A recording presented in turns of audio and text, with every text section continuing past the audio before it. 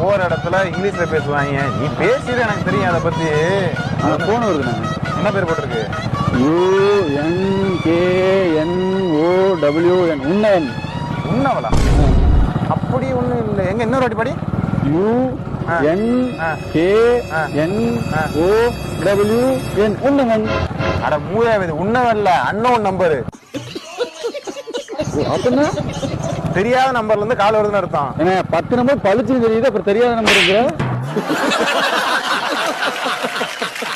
அட மூதேவி, தெரியாத ஒருத்தன் உனக்கு கால் பண்ணிட்டான்னு அர்த்தம் நம்பருக்கு. தெரியாத எப்படி என் போன கால் பண்ணுவியா? கீழே இறங்கு.